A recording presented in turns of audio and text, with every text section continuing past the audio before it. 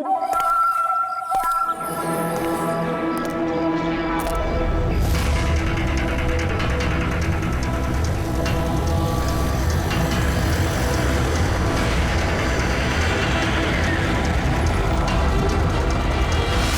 भाई, गाड़ी आगे ले।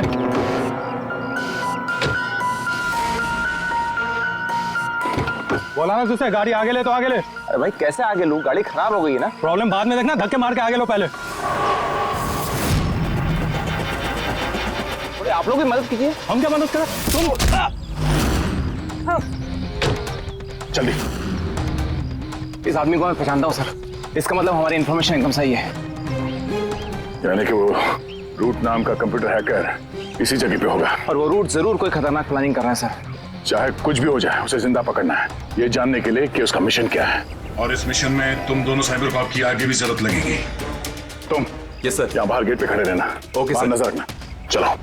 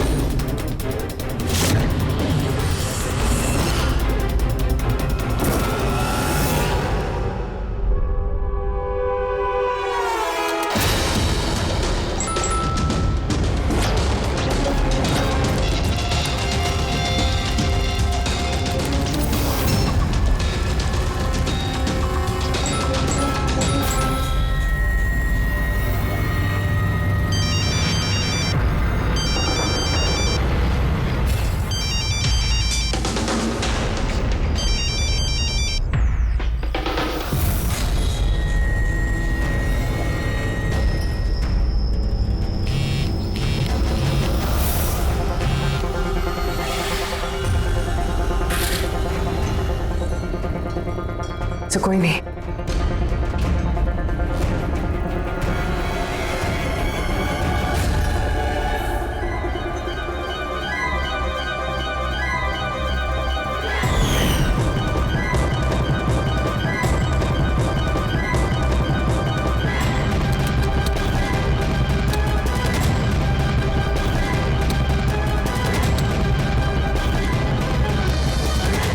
आप रेडी? सर सब जगह देख लिया, यहाँ पे कोई नहीं है।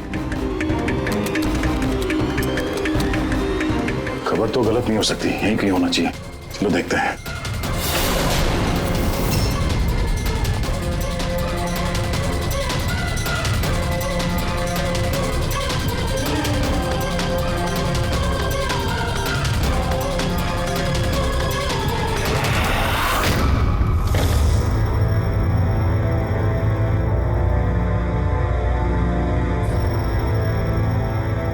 तो कोई नहीं।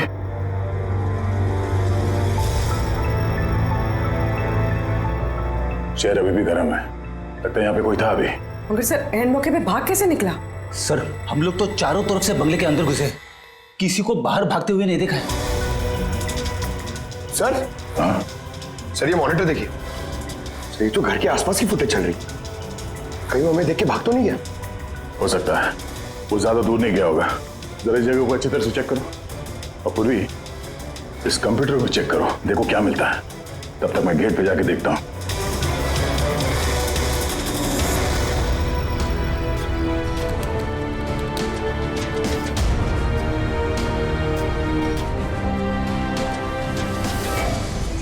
महेश, महेश। Yes sir. ये रोड अंदर नहीं है, लगता भाग गया।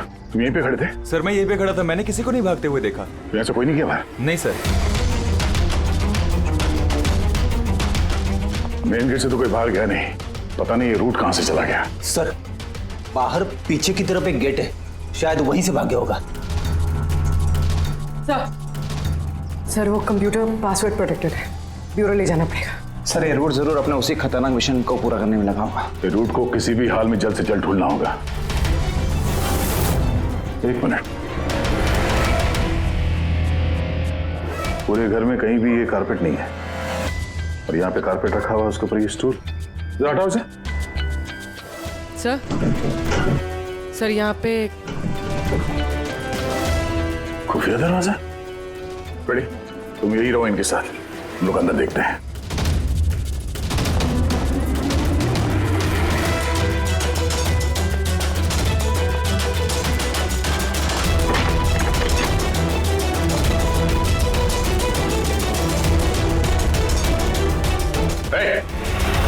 अब अगर अपने बचाव में कुछ कहना चाहती हो तो यही वक्त है।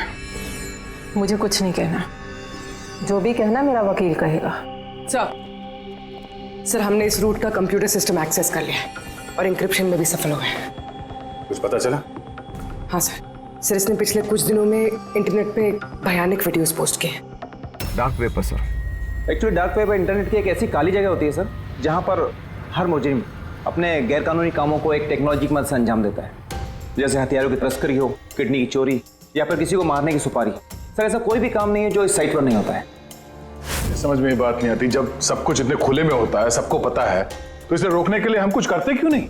सर ये इतना आसान नहीं है। एक्चुअली इस साइट पर जाने के लिए आपको एक कंप्यूटर सॉफ्टवेयर की जरूरत होती है, जो चुनिंदा हाई प्रोफाइल मुजरिमों के पास ही होता है। जैसे कि ये रूट। Yes sir. और सर जैसे कि हमें पता है कि इस डार्क वेब पे आईपी एड्रेस और यूजर आईडी ये दोनों गुप्त रहते हैं। जरा दिखा कौन से वीडियो डाले हैं इस रूट ने।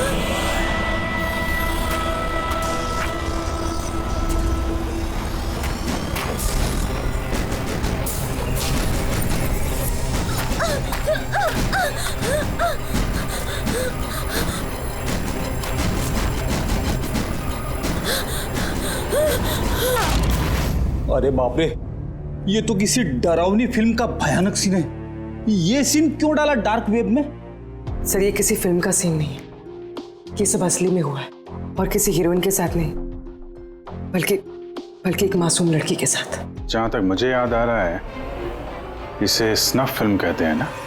हाँ सर, बहुत बड़ी इंडस्ट्री है इन वीडियोस की।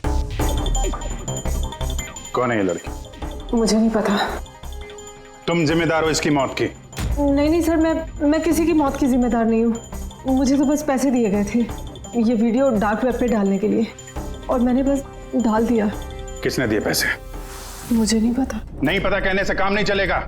एक लड़की की जान गई है। सर मेरे यकीन कीजिए, ऑनलाइन पैसे ट्रांसफर किए गए थे मेरे अकाउंट में। किसने किए मुझे कुछ नहीं पता। पता नहीं है तो पता करो। कंप्यूटर की बहुत बड़ी महारथी हो ना, ये पता करना तुम्हारे लिए कोई मुश्किल काम नहीं है। पता करो। अभिजीत, अगर कोई इस तरह का फिल्म बना के अपलोड कर रहा है तो हमें जल्द से जल्द उस तक पहुंचना होगा जो ये मौत का खेल खेल रहा है। एक काम करते हैं, इस लड़की की फोटो सभी पुलिस स्टेशन में भेज देते हैं। एक बार पता चल जाए लड़की कौन है, सारा मामला साफ हो जाएगा।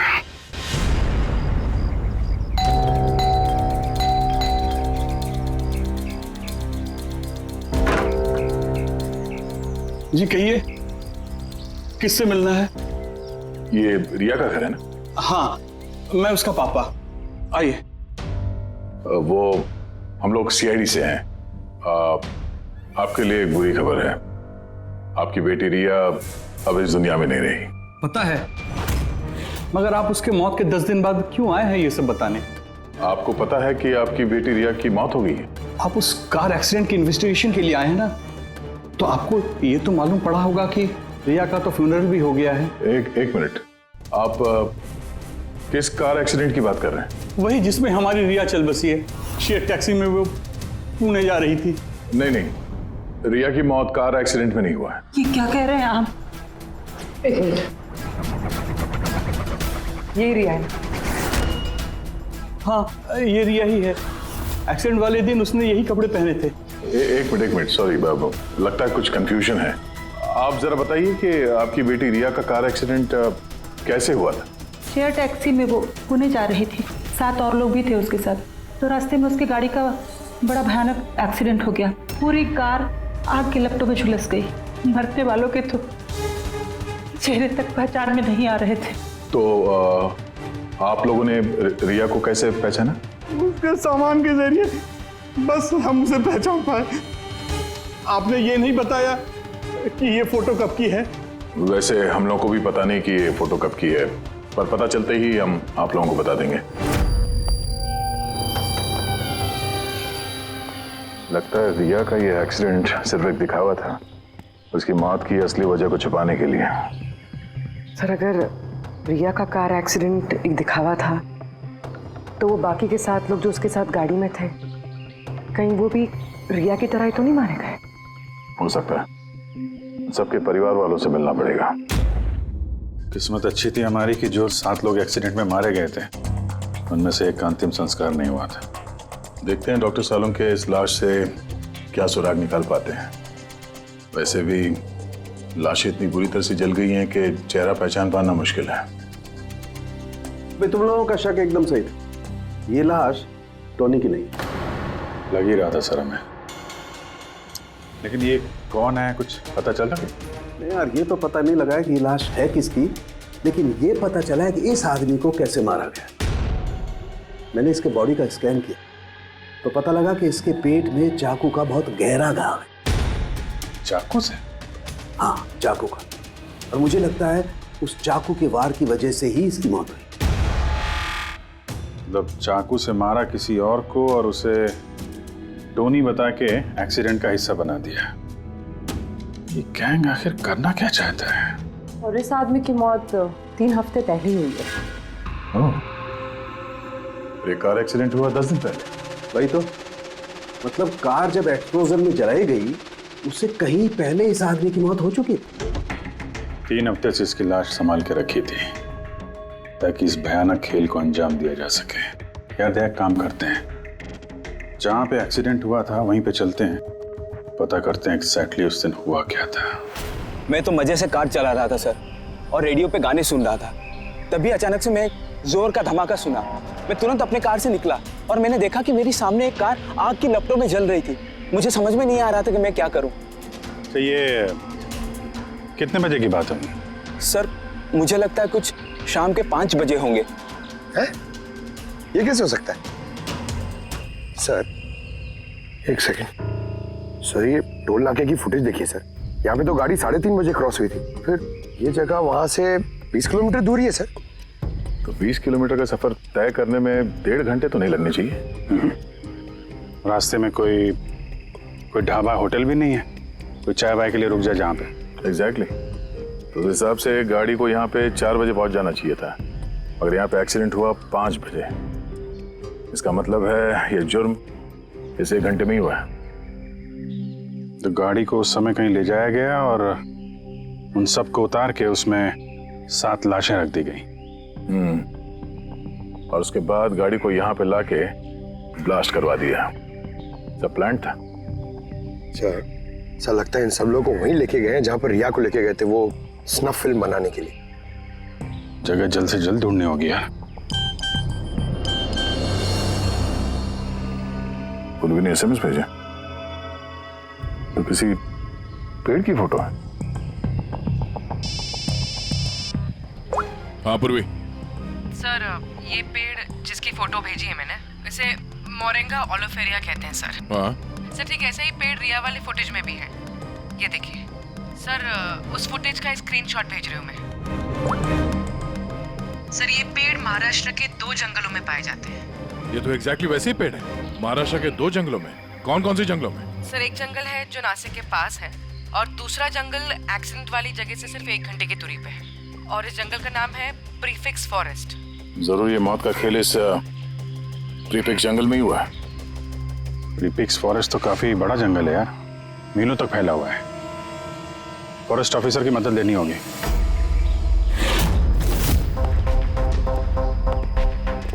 इस जंगल में ये सब हो रहा है, यकीन नहीं होता। क्या आपकी इंफॉर्मेशन पक्की है ऑफिसर? पक्की नहीं होती तो यहाँ तक आते नहीं हम लोग। आप बताइए कुछ हाल फिलहाल में ऐसी कोई घटना आप लोगों ने कुछ सुनी हो, कुछ देखी हो, जंगल के अंदर कुछ हुआ हो? बिल्कुल नहीं, और अगर ऐसा कुछ होता तो हम जरूर उस पर ध्यान देते। चलो कोई नहीं, फिर भी अपनी तसल्ली के लिए एक बार हम जंगल देखना चाहेंगे। श्योर। वैसे सर आप लोग पूरा जंगल देखना चाहेंगे? क्योंकि मीलों तक फैला हुआ है ये, इसमें काफी वक्त लग सकता है। नहीं, हम पूरा जंगल नहीं देखेंगे। हमें जंगल का वो हिस्सा दिखाइए जहाँ पे कोई आता जाता नहीं है, क्योंकि अक्सर सुनसान इलाकों में ही जुर्म पनपता है। Okay officers. विनोद, देखना, इन्हें जंगल के उन इलाकों की दिखाने की जिम्मेदारी आपकी है। ओके? जी सर। Yes sir. सर एक सेकेंड। सर ये देखिए, सर ये जंगल का सबसे घना और सुनसान इलाका है। मेरी समझ से हमें यहीं से शुरू करना चाहिए। ठीक है, देखते हैं।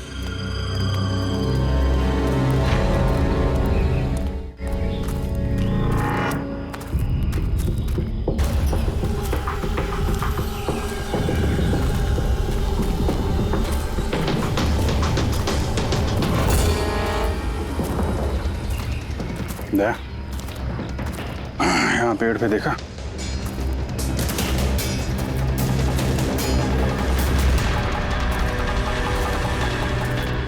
छोटा सा कैमरा। मतलब हम लोग सही जगह पे आ गए हैं। यही वो जगह है जहाँ पे वो फिल्म बनाई जा रही है। कैमरा ऊपर भी है, उस तरफ बैंड है।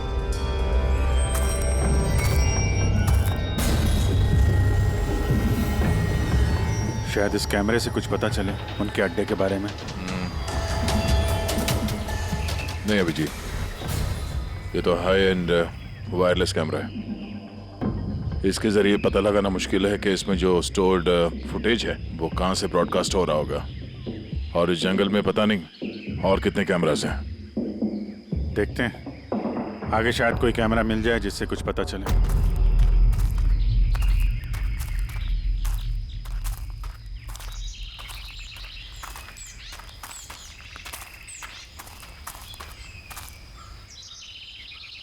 सर सही निशान देखिए, मुझे लगता है हमसे पहले यहाँ कोई आया है। हम लोग सही डायरेक्शन में जा रहे हैं।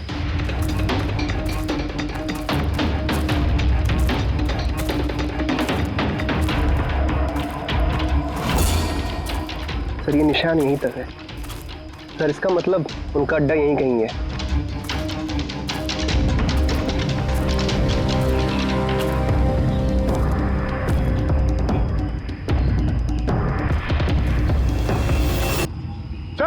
चल जल्दी आइए। एक मिनट, चल। एक सेकंड। घबराओ मत, हम लोग सीआईडी से हैं। उठो उठो। सर आप लोग सीआईडी से, मुझे बचा लीजिए सर।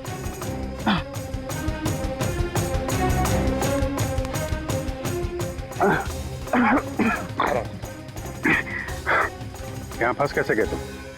सर मुझे इस जंगल से बाहर निकलने का रास्ता नहीं मिल रहा। सर उस खूनी ने एक एक करके सबको मार दिया। तुम लोग यहाँ आए कैसे?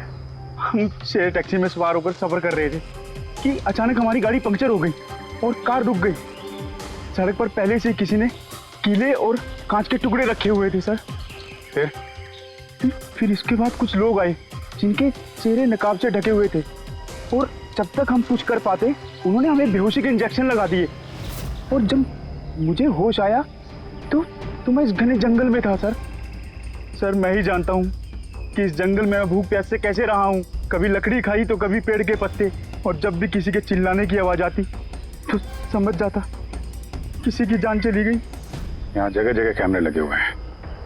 तुम्हारी किस्मत अच्छी थी कि तुम उनके पकड़ में नहीं आए। सर पकड़ इसलिए नहीं पाए क्योंकि उन्होंने एक कैमरा मेरे कमीज के बटन में लगाया हुआ था और वो बटन मैंने तोड़कर फेंक दिया।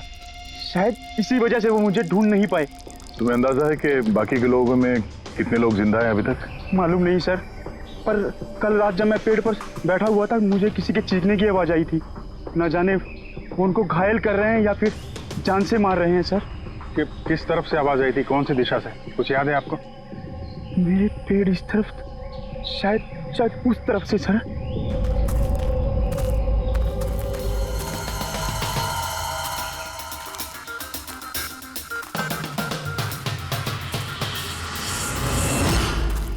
सर खून।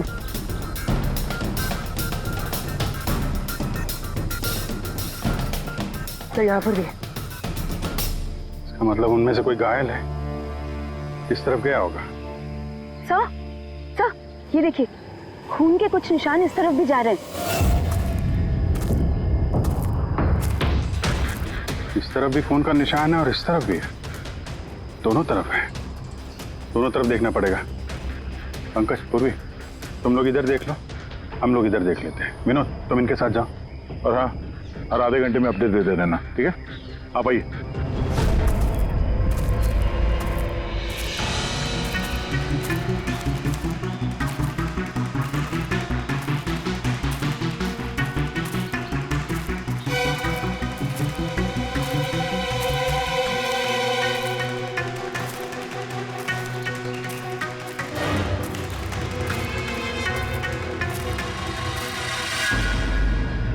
एक मिनट, वो क्या है?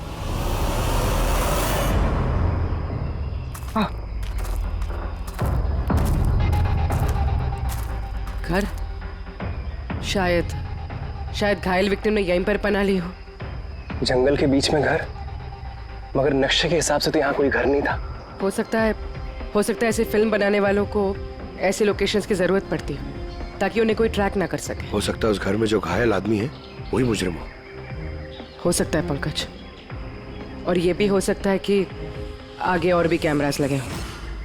होशियार रहना।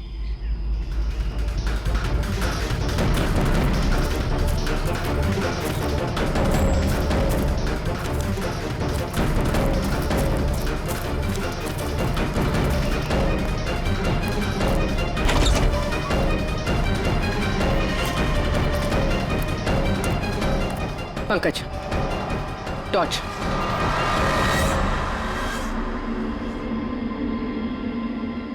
ये घर तो एकदम हिंदी फिल्मों की डरावनी पिक्चरों जैसा। उस घायल विक्टिम को यहीं पर लाया गया है। वो आवाज सुनी? अंदर से आ रही है।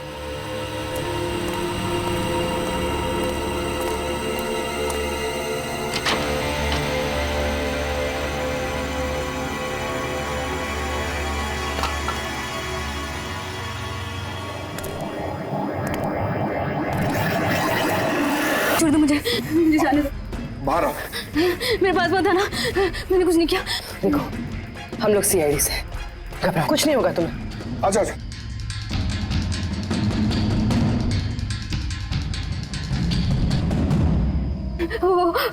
वो यहीं पे, वो यहीं पे। अरे पूर्वी, ये लाइट कहाँ से आ रही है? पंकज, मुझे कुछ दिखाई नहीं दे रहा। अरे पंकज सर, पूर्वी मैम, पंकज सर।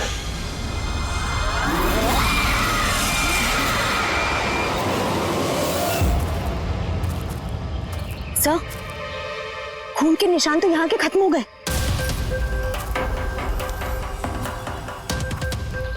ऐसे कैसे हो सकता है? घायल आदमी अगर यहाँ पर आएगा तो यहाँ से अचानक कैसे गायब हो जाएगा? शायद वो मुजरिमों के हाथ लग गया हो, यहाँ इस पॉइंट पे पहुंचने के बाद। हो सकता है। पता नहीं मोहित के अलावा और कोई है जिंदा कि नहीं। 1 घंटा हो गया तो पूर्वी और पंकज का कोई फोन कॉल नहीं है।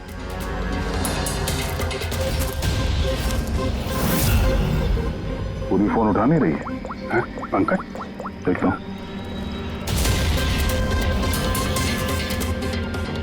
पंकज भी फोन नहीं उठा रहा है। अरे यार किसी मुसीबत में नहीं है दोनों। चलो चल के देखते हैं। चलो। यहाँ पे खून इस तरफ गए थे।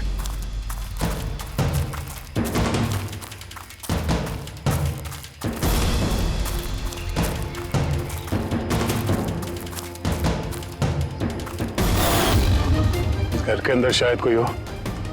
अंदर जाके देखता हूँ। ठीक है, तब तक मैं यहाँ बाहर देखता हूँ।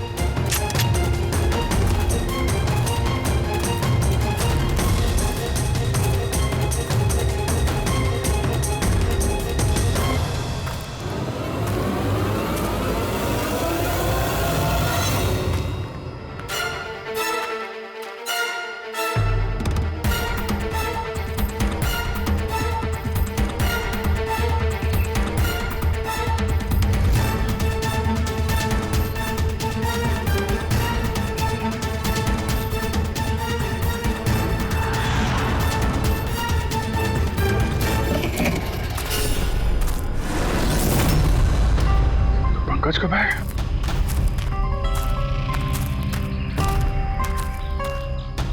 पंकज?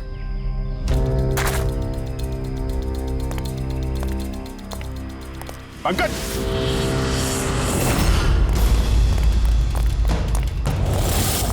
पंकज? पंकज? पंकज? कैसे? उठो, उठो, सर, उठो। क्या हुआ? हाँ? सर वहां पे वो घर में गए थे सर। वहां पे एक लड़की थी सर। हाँ। सर बात ही कर रहे थे सर। पता नहीं एकदम से इतनी रोशनी आई सर कि कुछ दिखने नहीं, कुछ समझ में नहीं आ रहा था। वो घर से जैसे जैसे मैं निकला बाहर शायद यहाँ गिर गया सर। पता नहीं कुछ समझ में नहीं आ रहा सर, एकदम चक्कर आ रहा है। और पूर्वी, विनोद वो कहाँ है? सर वो लोग पता नहीं सर, अंदर थे बाहर निकले पता नहीं सर। Oh no. क्या हुआ क्या तुम्हें? ये ठीक है। पूर्वी और विनोद मिले? नहीं, उस घर के अंदर तो कोई भी नहीं। ओह गॉड, उन्हें कहीं कुछ हो ना गया हो।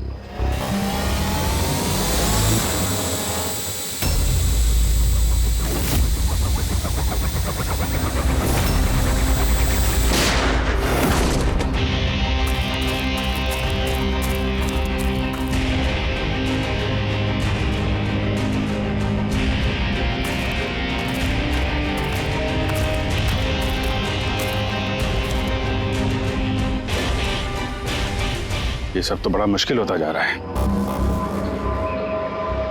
हमें वापस जाना होगा। चलो। क्या मतलब? एक हो गया।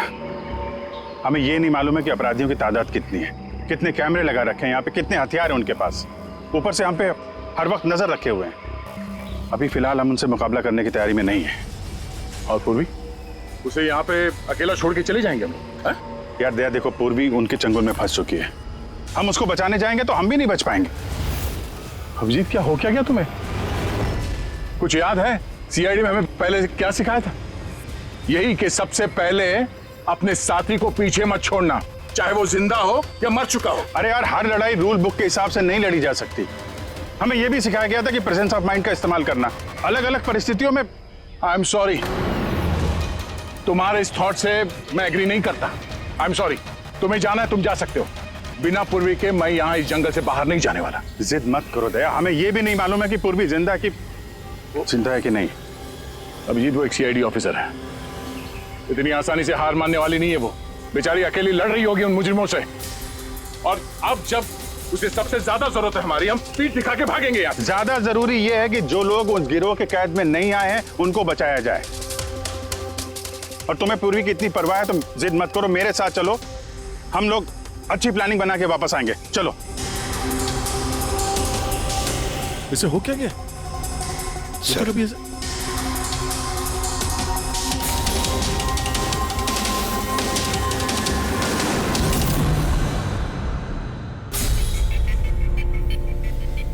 सीआईडी के इतिहास में ऐसा पहली बार हुआ होगा कि सीआईडी किसी से डरकर दुम दबाकर भाग गई। हाँ सर, पहुंच गए आप? हाँ बस उसी जंक्शन पे रहिए, हम लोग आते हैं वहां पे। अरे सालुंके सर, आप यहाँ? मैं यहाँ। आइए सर।